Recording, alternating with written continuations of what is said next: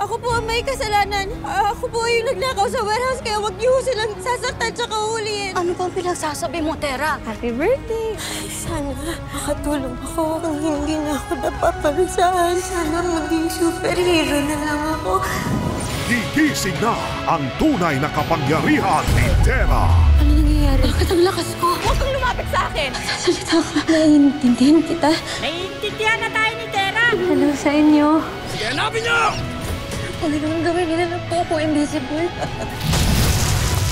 Teleport yata tayo. Meron siya pa!